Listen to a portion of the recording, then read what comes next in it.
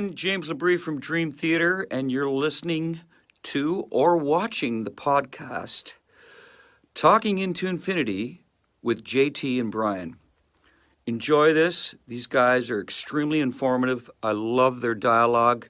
I love their interpretation of the songs, who and what we are, what we were going after. They're very accurate in their interpretations and descriptions, and I just think this is a great show, and these guys are doing a stand-up stellar job. So once again, enjoy Talking into Infinity with JT and Brian. What is up, everybody? Welcome to another episode of Talking into Infinity, a Dream Theater podcast. I am your host, John. With me is my very good friend and co-host, Brian. We are live on the CMS Podcast Network at cmspn.com and talkingintoinfinity.com. The show airs live every other Thursday at 7:30 p.m. Eastern Standard Time, right here on talkingintoinfinity.com, the show's YouTube page, or the CMSPN's YouTube page at youtube.com/classic metal show. Brian, what is going on, man? Are you used to the 2-week thing? I am used to the 2-week thing, and I'm all set to go on vacation. But man, we got a killer intro now. That was awesome. I know. That was like, we'll see. Maybe in the future Maybe in the future we'll have something a little bit better. Maybe we know somebody that can make us, a kick-ass video, like maybe, something like Dream Theater had on their most recent tour. Let's see if we can bring him on. There he is. He's the guy who did all those graphics in the most recent tour. What's up, Mr. Wayne Joyner, graphic artist extraordinaire? What's going on, man? Thanks for coming on the show. Appreciate it. Thanks for having me, man. It's having to follow James like that. It's pretty intimidating. Not a problem. So, real quick, since we were talking, during the day on Messenger, I told you I was gonna, have my little fanboy moment at the beginning of the show here. But, not just saying this because you're on the show, but Brian, I think will back me up on this. He and I went and we did the whole VIP meet and greet thing for the Distance Over Time tour at the Chicago Theater. Nice. And we walked into that venue and looked at the stage and went, what the hell is that? Like, we were like, oh my God. It was just so incredible. I mean, there was like, the grading, and then the graphics and the lasers and everything was like, what in the hell? I mean, and you are the architect behind that. You did an absolutely incredible job on that stuff. Thanks, bud. Yeah, mainly what I did, like the backdrop and all the animations and the screen design and all that. So it was kind of a learning experience, learning as I went along, because I've never designed a screen before, or rotating backdrops. So it was pretty cool, man, and especially to do it for such a cool band. Yeah. Well, Joe Gebhardt is right with us. He says he did amazing work for Distance Over Time. So there you go. We are not alone in our assessment of your work. So, Thank you. I appreciate that. Not a problem, man. So, first question, might seem a little obvious, but you are a paid artist. So, I think the question is, are you actually a Dream Theater fan? Actually, yes. That was kind of my gateway band into prog metal. It was like 94, somewhere around there. I was like a sophomore in high school, so I'm pretty old now, I guess. But yeah, a good friend of mine, was really into the band, and I was just a kid, and he's like, here's this VHS tape of Live in Tokyo.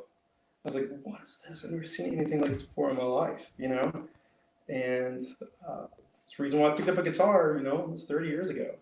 So, and here we are, working with the band. It's so surreal. So you're a player yourself as well, right? So, yeah. I mean, you've got those, the Majesties hanging up behind you. So, yeah. Since 14, 15-year-old kid, picking up a guitar, dreaming of being a rock star one day. that didn't really happen, but I'm pressing buttons, trying to do something. Pressing buttons, the humility.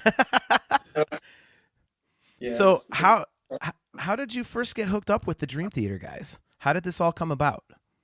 So I would rolling back a few years, I've been doing like the design and visual thing for, almost 20 years now.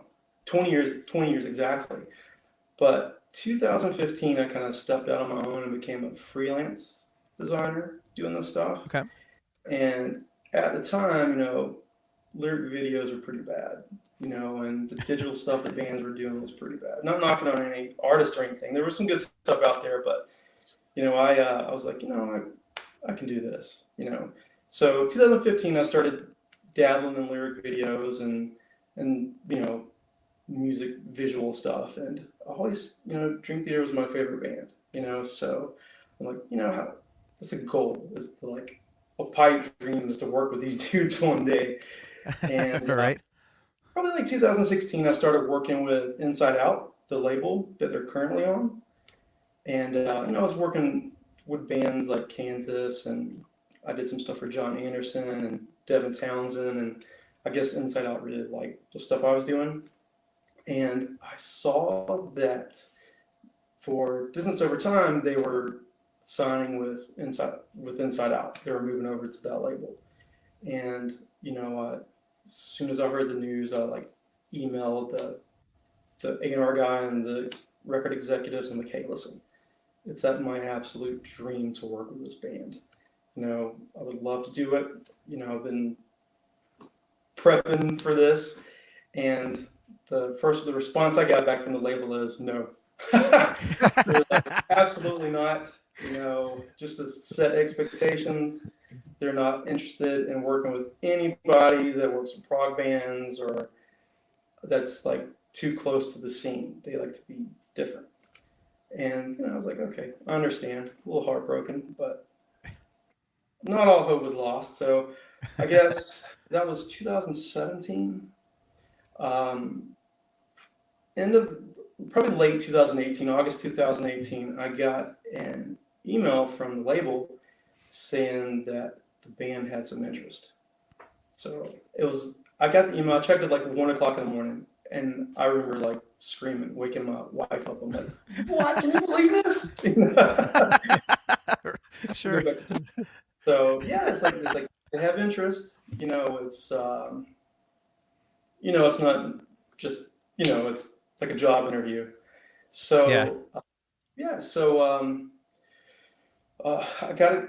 I emailed John and I sent him a link to all my video resume and reel and site and all that stuff. And I had a call set up with John and Jordan. They double teamed me on a call, and I was so nervous. Probably sounded like a little girl on the phone call. But basically the call was like, hey man, it's thanks but no thanks kind of thing. And I was just like, just give me one shot. Just give me one shot. Yeah. Let me take a song off Scenes from Memory. I put the instrumental, shortest one, Overture 1928, and I came up with a really good choice. Cool, yeah.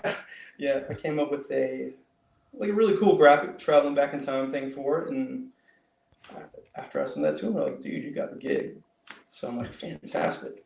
So little did I know that the gig would be designing visuals for the whole entire Distance Over Time, which is on the Blu-ray, and the whole entire set for Scenes from Memory. Yeah.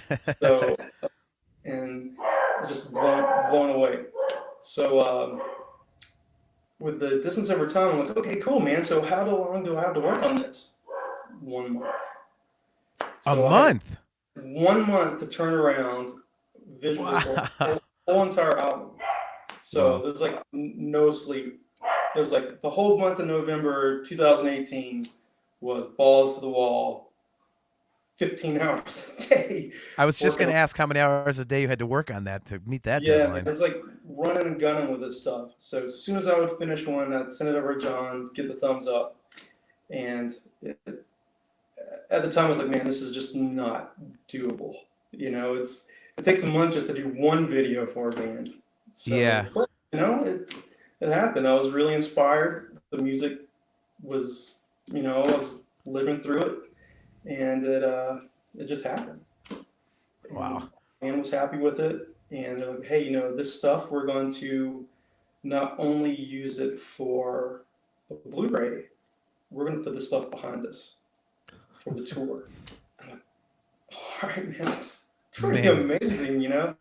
So John's like, you know, we want to do scenes from a memory in its entirety, and we want you to design all that too. So it was pretty amazing getting to take maybe what's considered their best album and bringing it to life visually.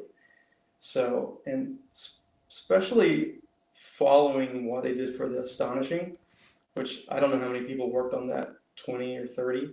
Right. And it was like me and one artist buddy of mine that did the scenes from memory stuff. And we did that in maybe 3 or 4 months. And literally I finished it. And then like 2 or 3 days later, they were on tour.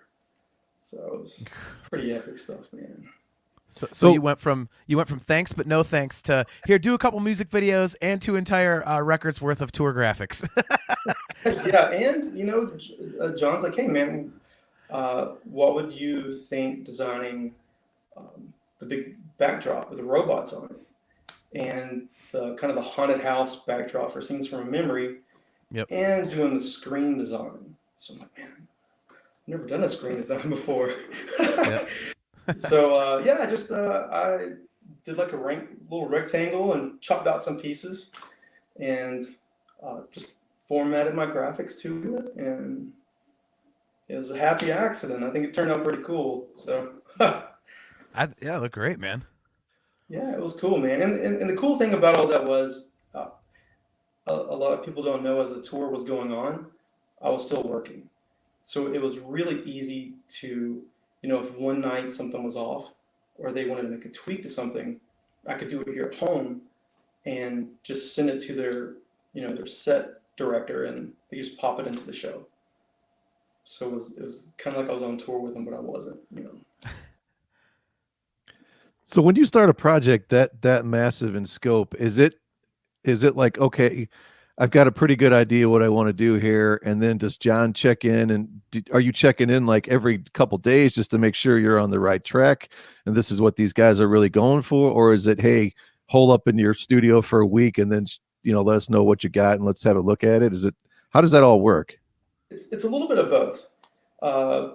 With the DT guys, I kind of wait until the end product to show them, because the songs are so long.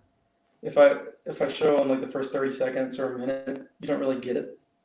So when you're watching a 6, 7, 8, 9 minute long song, there's so many emotions that go into that one video. You know, it's especially with prog music and the changing time signatures and stuff, which is really hard to edit to, by the way. So with those guys, I like to show them the whole piece first. With the actual set, the backdrops and characters we did for Scenes from Memory, I would show that to John for approval first. You know, I didn't want Victoria looking all jacked up or something. So there was a kind of a selection process. We did like a whole bunch of ones he could choose from. You know, if he liked the way that Nicholas looked, or I don't know, the Victoria or the set pieces like they were in, and the staircases. Yeah, I got all the thumbs up from him first before the set stuff was. But Distance Over Time was one and done for all those videos. There wasn't any tweaks. They're like, every single one of them turned out cool with those guys. So, and That's Paralyzed awesome. was the first one I did. That one, I got the Paralyzed track, and I remember sitting in front of here in my studio, in front of my workstation, and I was like, what the hell am I going to do? You know, it was intimidating, but you know, it was just, I threw the kitchen sink at it, and people kind of liked it, I guess. So Yeah. Well, I mean, that leads into a question from one of our viewers here, Kale McLeish. He's our buddy from Australia.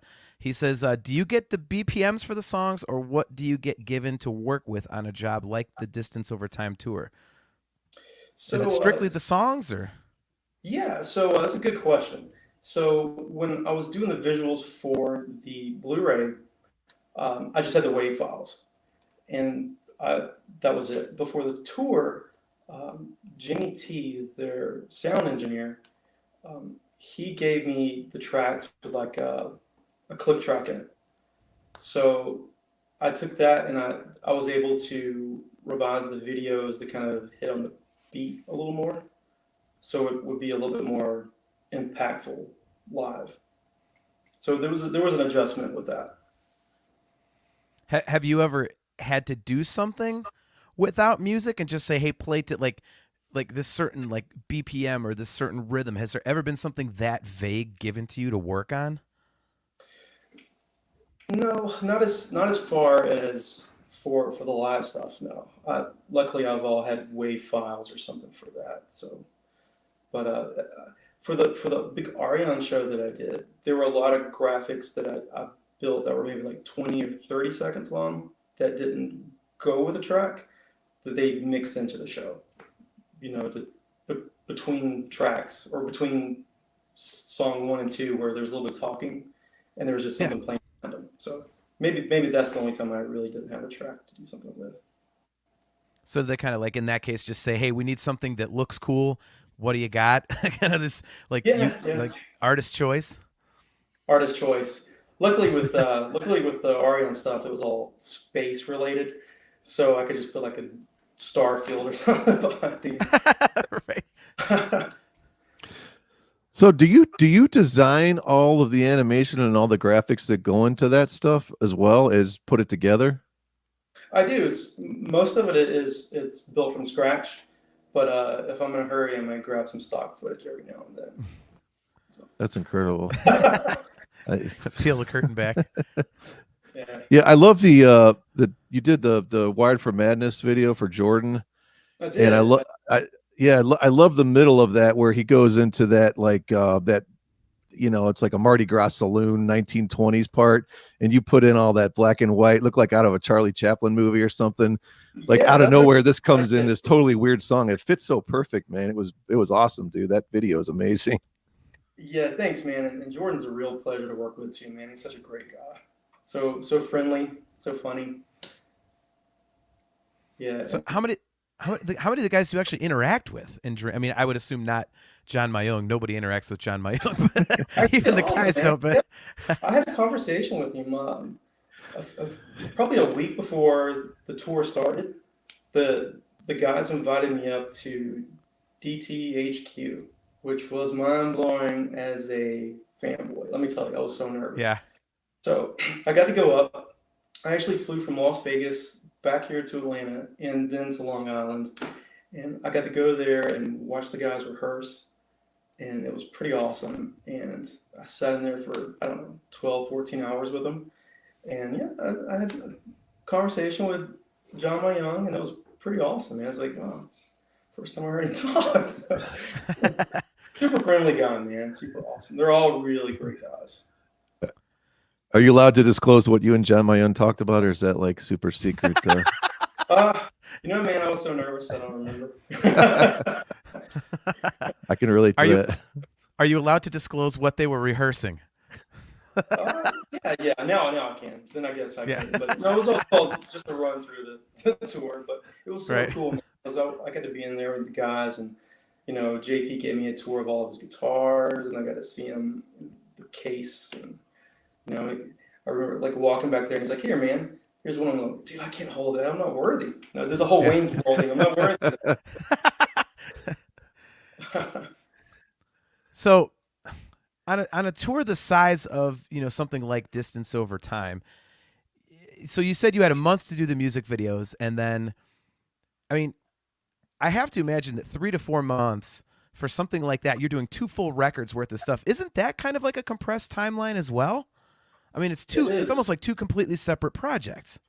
Yeah, it is, man. And you know, I just really had my blinders on during all that because I usually have so many other projects going on, but for about 6 months there, I just totally pushed everything off.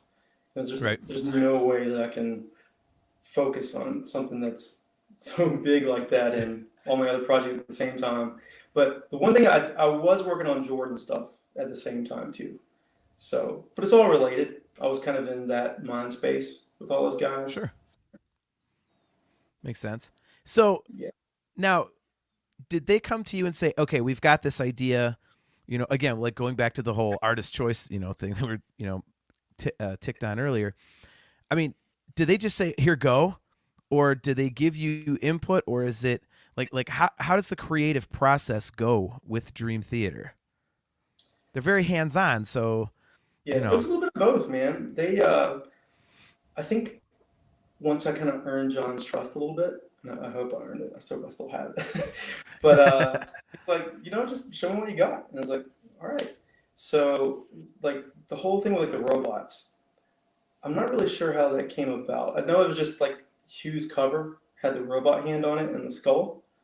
So I just kind of took that and let me make some big robots for a backdrop, and I showed him, and he's like, "Man, this is pretty cool stuff." So with one thing that was pretty cool, we did with the robot backdrop and the screen, there was a gap between the two. The screen had some mesh where you could see through it and see the backdrop. So I did an animation with the same robots, and I actually had the robots animating on the screen. The backdrop was still, so it kind of had like a 3D feel to it.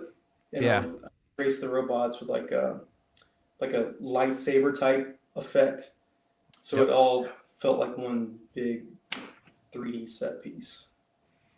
yeah. I was going to ask you about the mesh thing because that's one of the first things I noticed because we were, we were front row, and I was like, It's pretty cool, man. And one cool story about all that, like, and how I really got to see that mesh and feel like the big robots had this like big monolithic scale to them when you're standing on stage with them.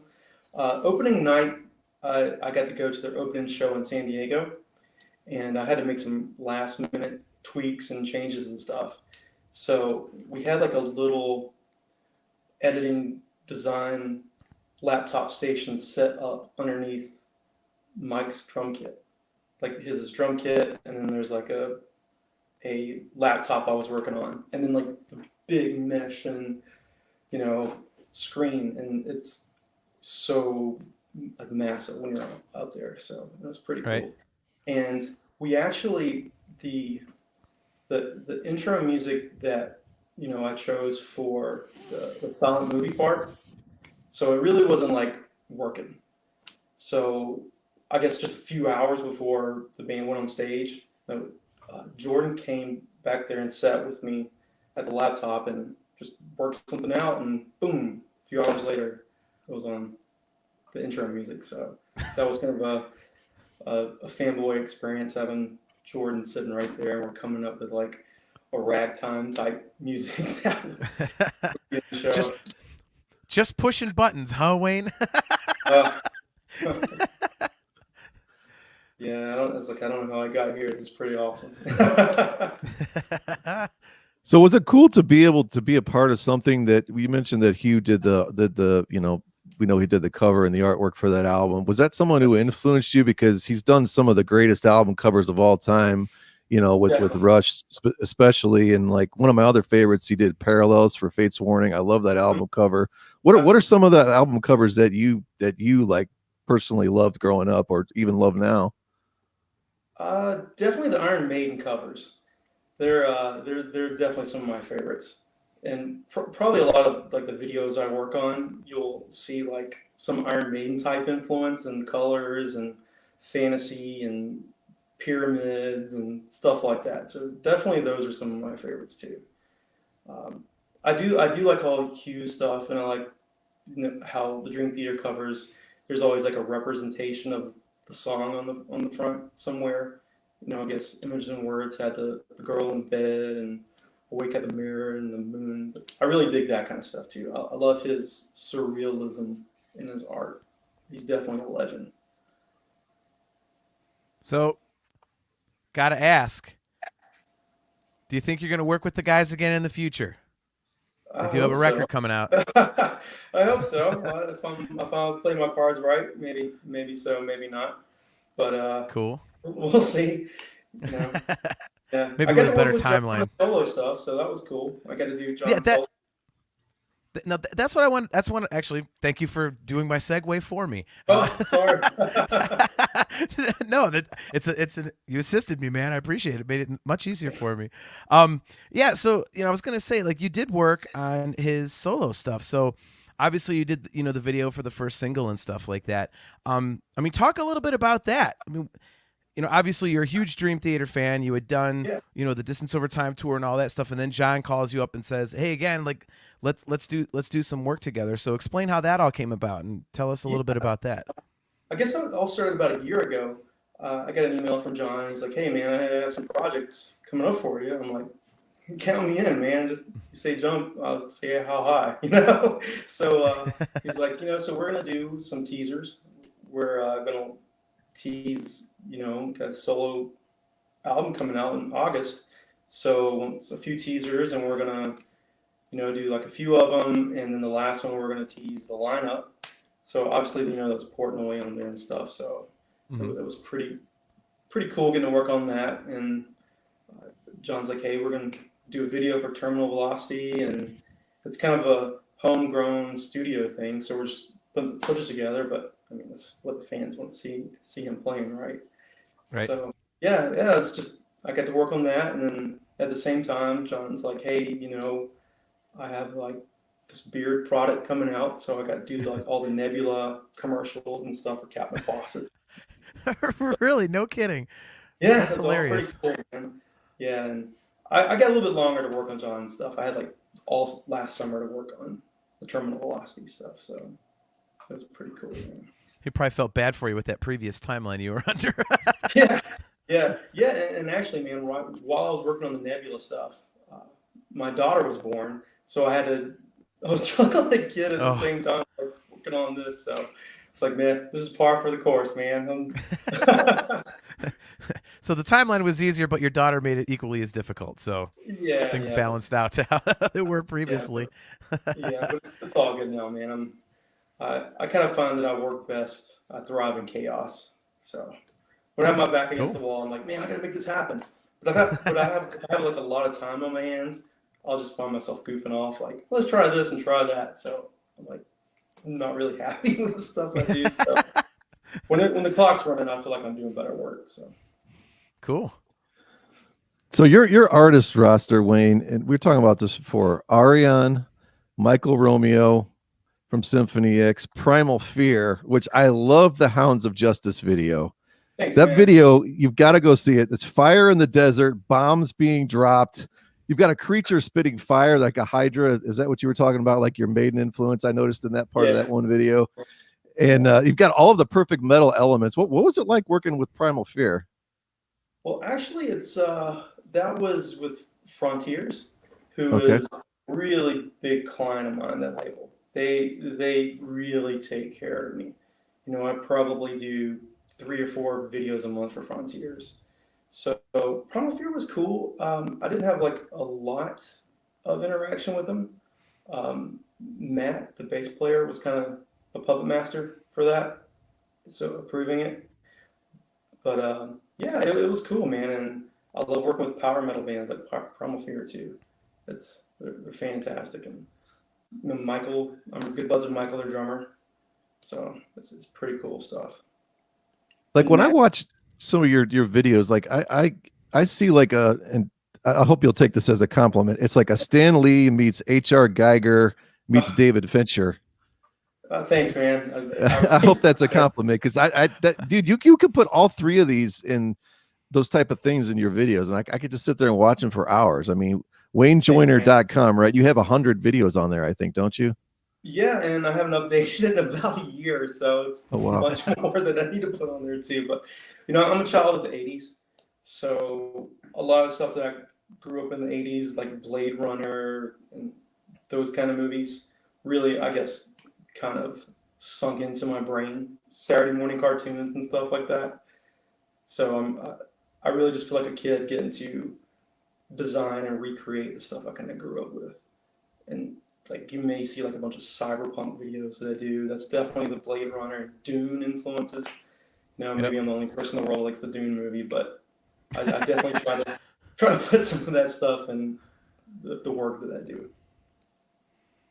Yeah, the Dune movie is that's definitely an acquired taste, man. That's Hey, but Toto did the soundtrack, man. That's love to true. work with those guys one day too. I know if Steve's listening. I'm for hire. Hey, it worked with Dream Theater. Yeah, yeah. And I just did a video for Dennis DeYoung. That was pretty cool. I got to work with him. You know, Dennis used to be in Styx. Yeah. Yep. So, super cool guy, man. So he's like, you ever in the Chicago area? We got to go and have some pizza. So I was like, absolutely. Pizza with Dennis would be awesome. Just schedule a trip to Chicago.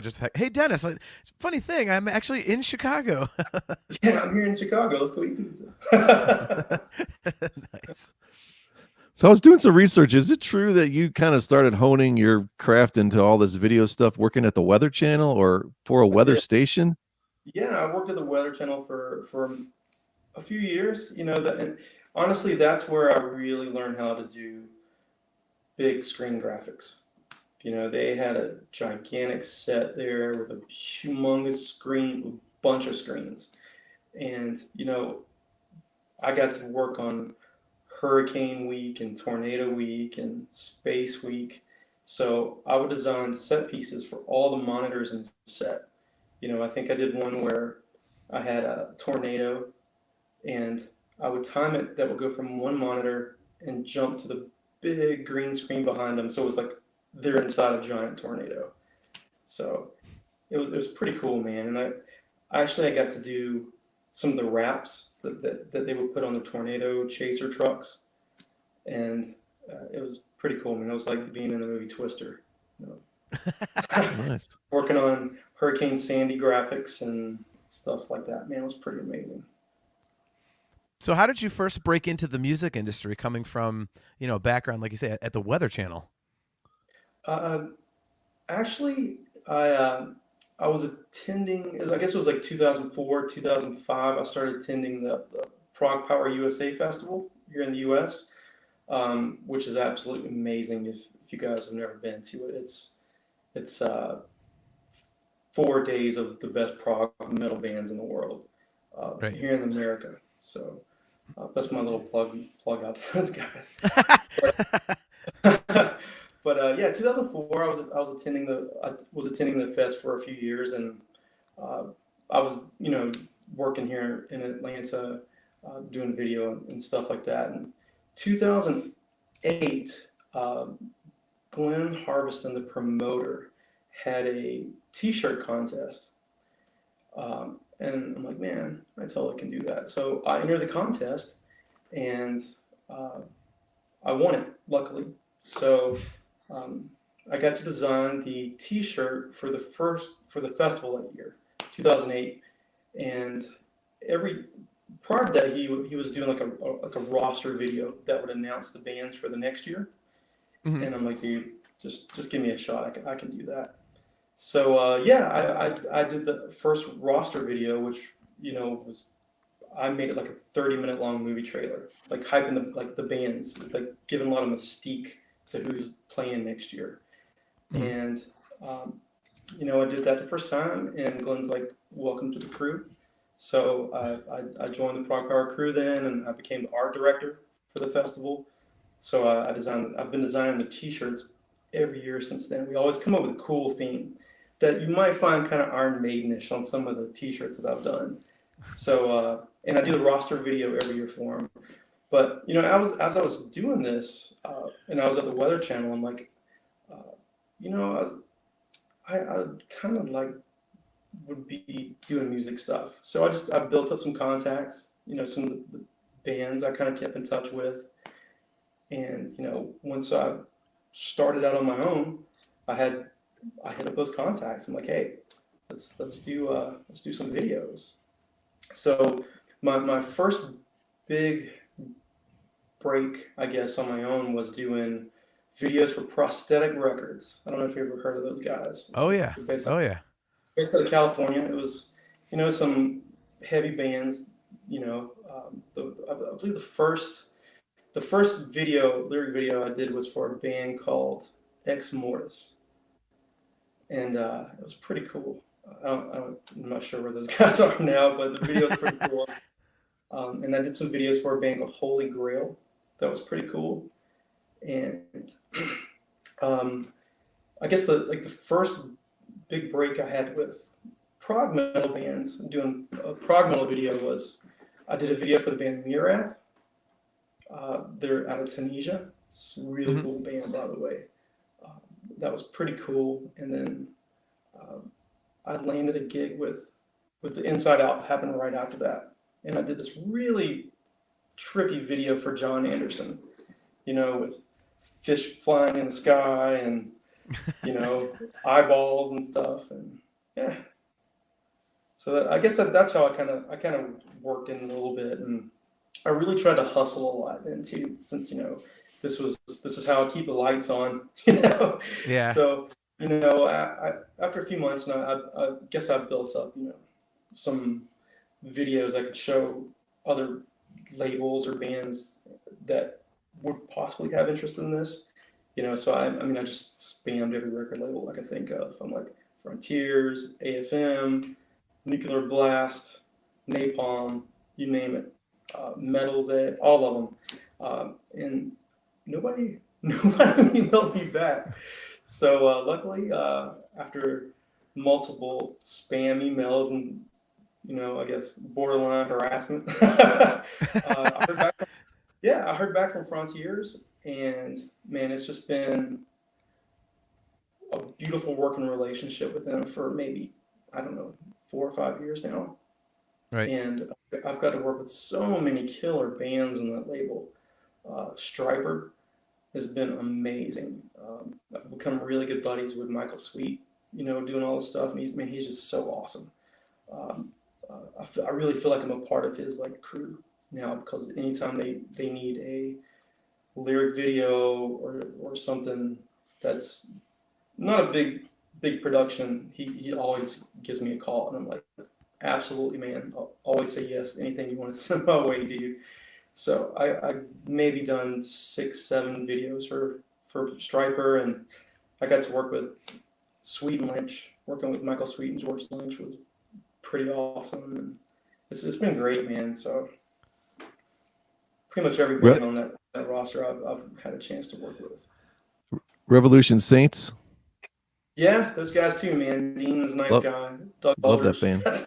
Yeah, it's so surreal getting to work with so many guitar heroes. I got to work with Joel Hoekstra. Actually did I did a full-on 2D cartoon for him. Me and actually, if I can give a shout out, I know he's watching, my partner Crown Lucas. He's an amazing illustrator in Brazil. So he and I collaborate on a lot of those 2D videos.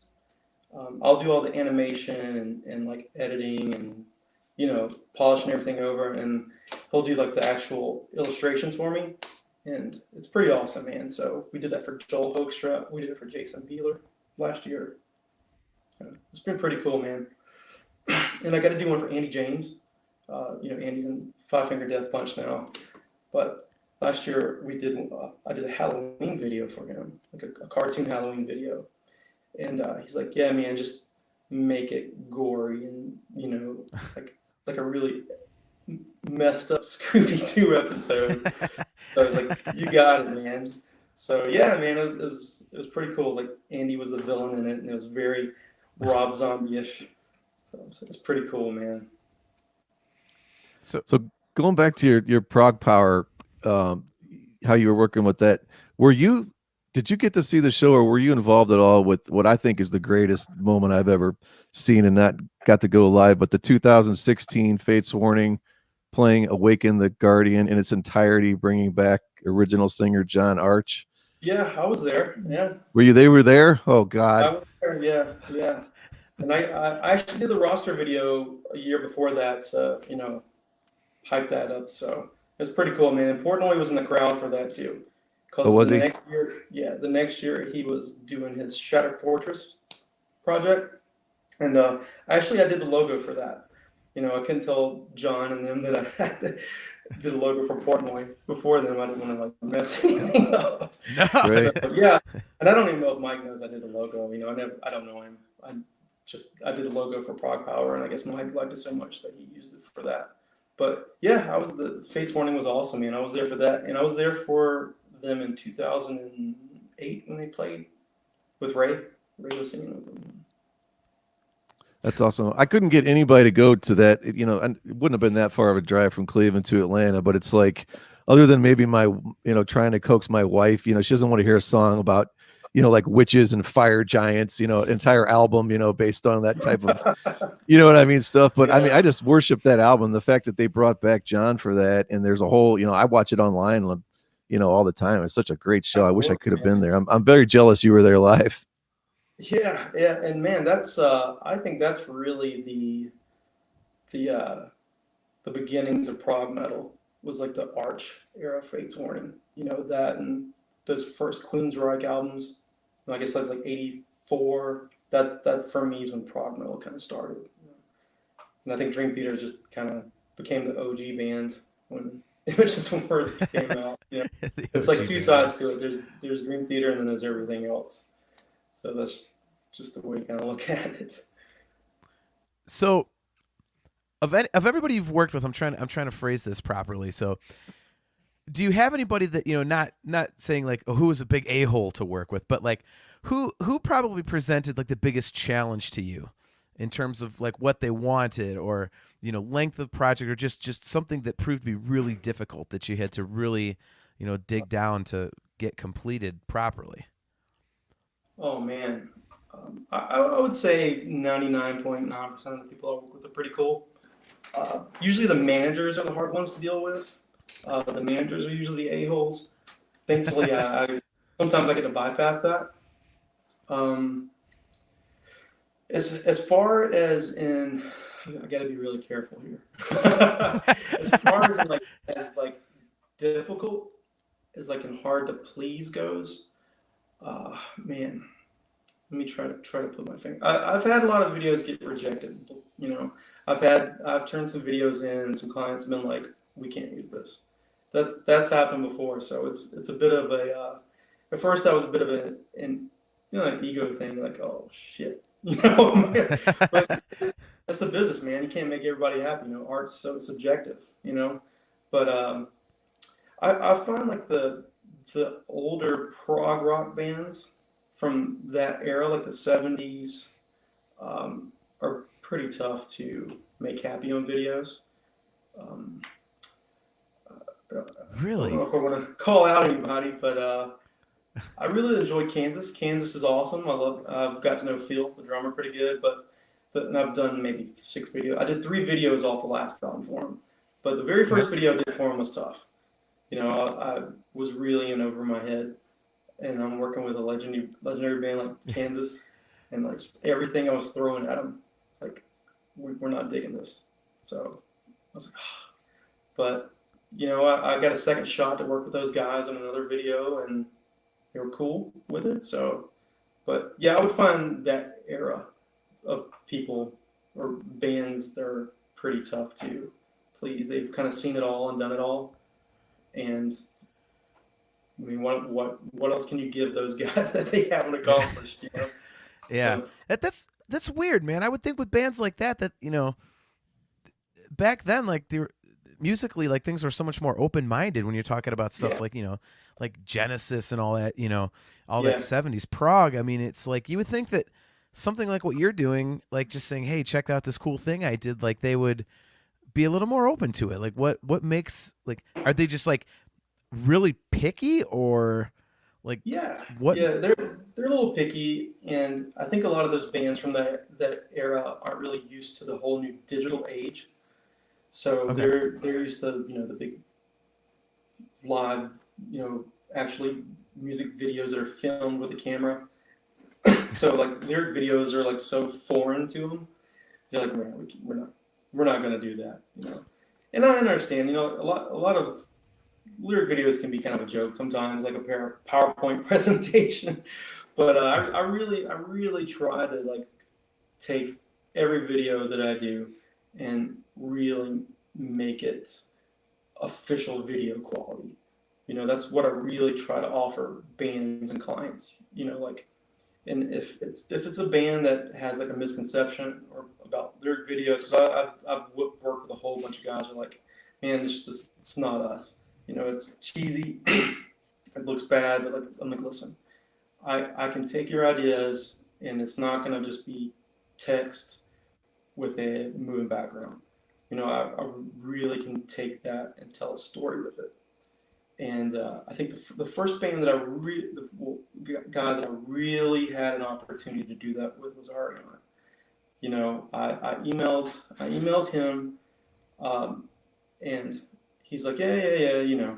And a few months later, he's like, man, I've got 3 lyric videos I have a new album called The Source, and I have 3 lyric videos. It's not going to be easy. I really want you to bring my music to life visually, and after that, I want you to do my live show.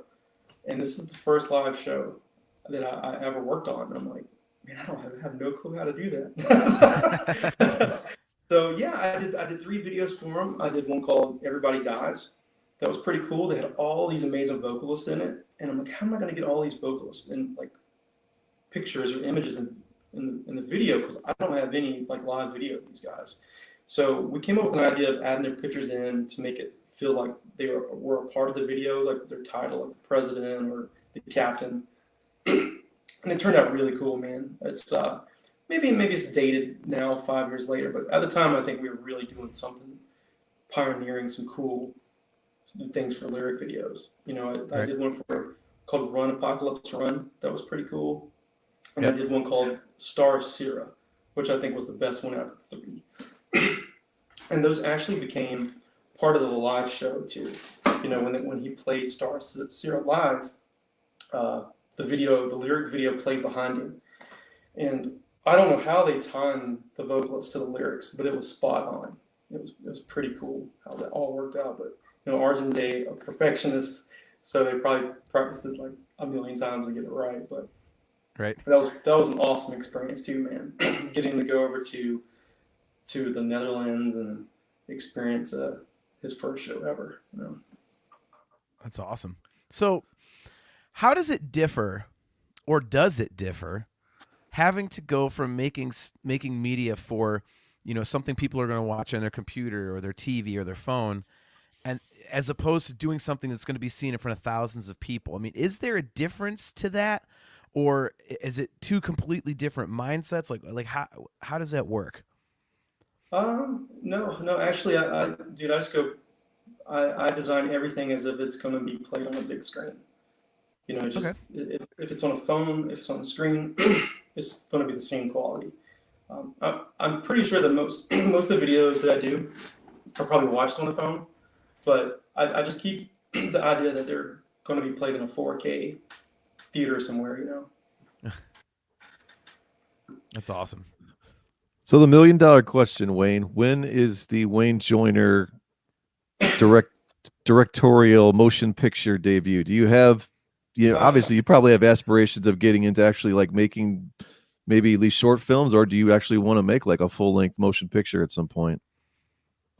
Maybe, man. I wouldn't mind doing a full-length motion picture with like maybe like Dream Theater music set to it or something like that. Might be kind of neat, but I guess right now I'm pretty content doing this. Get to work with heroes. Well, there leads into a question. Kale asks, joining in on this last question, are you working as a hired professional or as a fan when you work with these bands? Both. I'm a fan when I start, and when I end, I'm not a fan. It depends on how they are.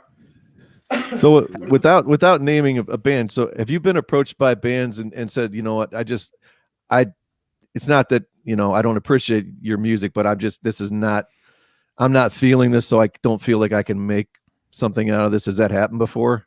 Oh yeah, it happens once a week, maybe. Oh really?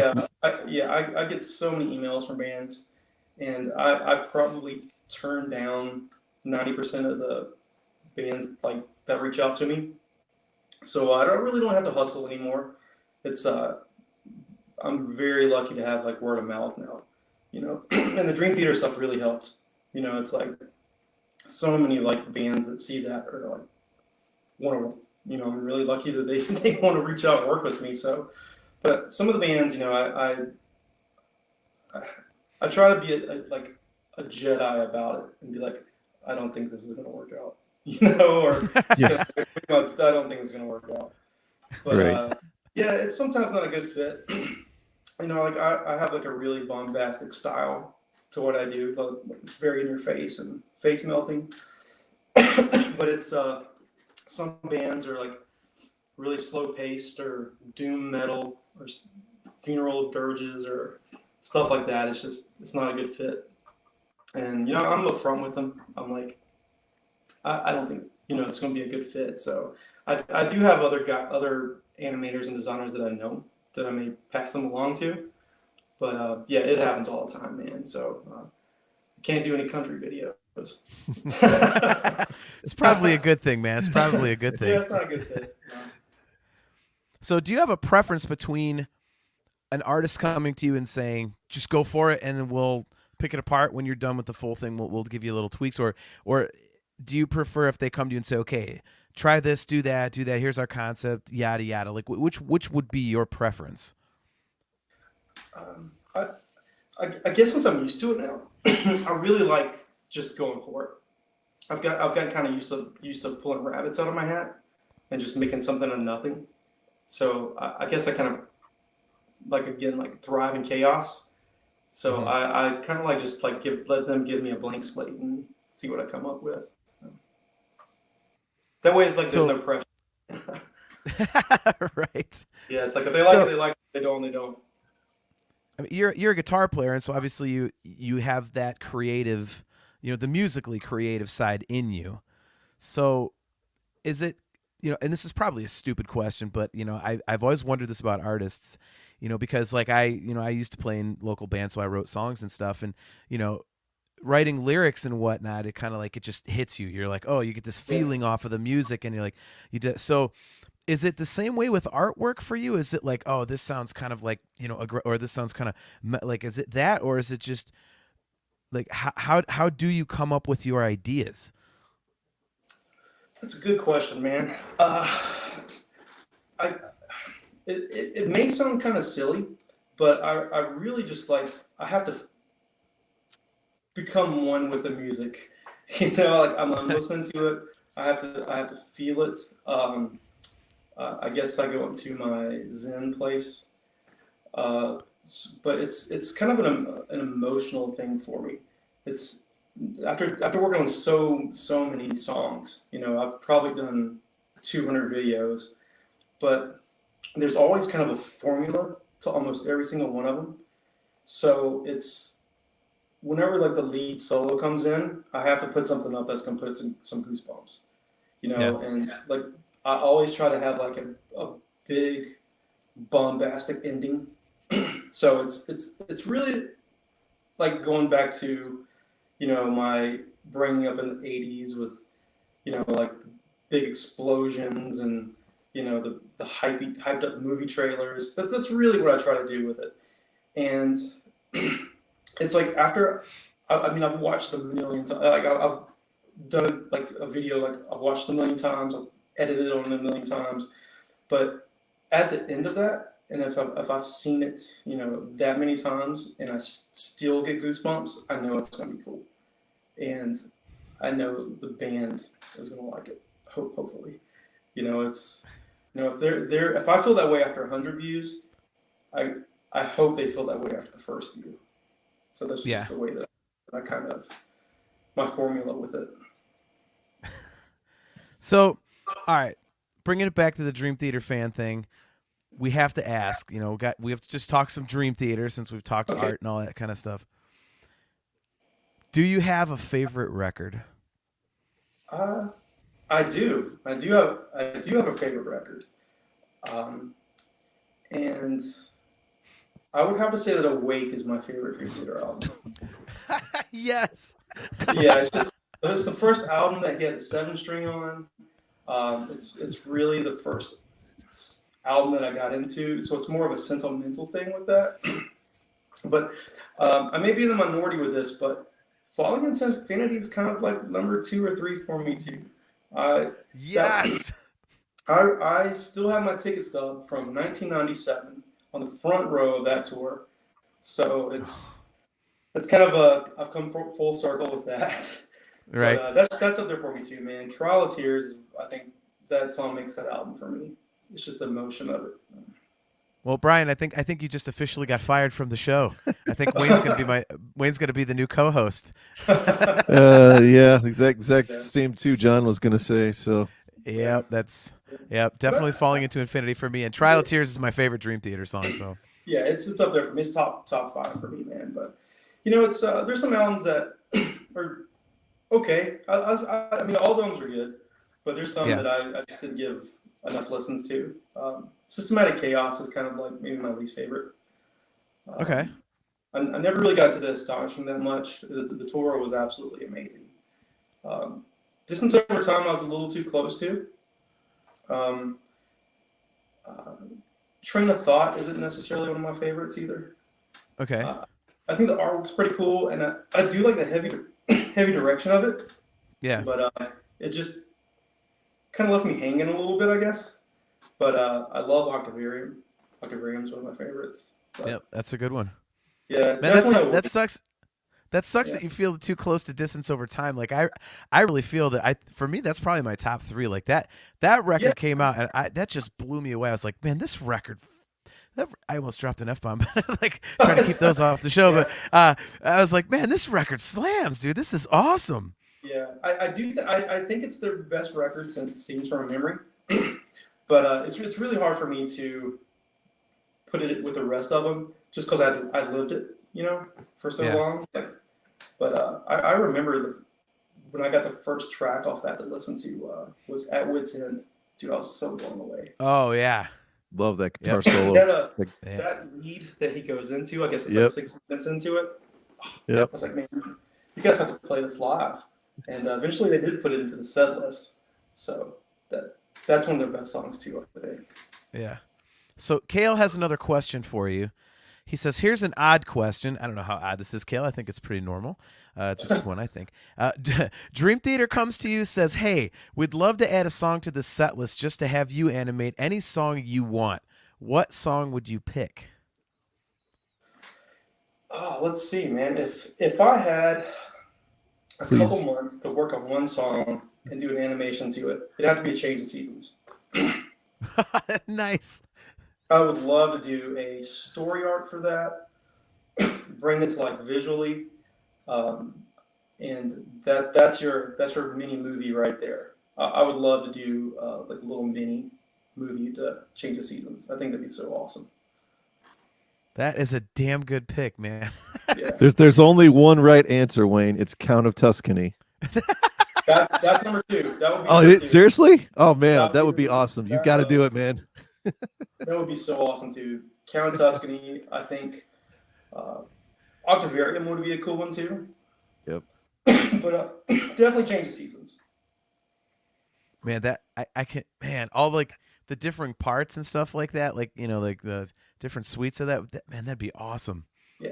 Cool. It's funny. I was trying to think of like, man, he likes the heavier stuff. He likes Awake, and then he went Change of Seasons. I was like, damn, I should have thought about that. Like, I can't believe I missed that one. Yeah. So, well, cool, man. Well, thank you very much for coming on, Wayne. Like, I really appreciate you making time. Yeah, anytime. We'll have to have you on again, and if you do end up working for the band again, we'll have to have you on and talk about that tour and stuff. Whatever you end up doing. So, hopefully you do, because again, I mean that staging for Distance Over Time was absolutely unbelievable. I mean, I appreciate that. Like, oh, no problem. Like, I mean, you said it. Like, the presentation for The Astonishing was incredible. It was just huge, and then it just something about what you did for Distance Over Time just fit it so perfectly. And even going into stuff like Nightmare to Remember, and In the Presence of Enemies, like that kind of stuff. It was awesome. So, we'll have to keep in touch, man, and have you on again. So, anytime, bro. I appreciate it, man. It's been a blast. Awesome. Thanks, guys. Well, thank you, man. So thanks everyone for checking out another episode of Talking Into Infinity. Don't forget our show airs live every other Thursday at 7:30 p.m. Eastern Standard Time. And we are on talkingintoinfinity.com, the show's YouTube page, or the CMSPN's YouTube page at youtube.com/CMS Classic Metal Show. If you missed the live broadcast, you can find the audio replays pretty much anywhere podcasts are available. And the video on-demand replays will be available on the CMS network the following Friday. So, Wayne, once again, thank you very much. We appreciate it. I'm your host, John. He is my buddy, Brian, and we will see you guys in 2 weeks.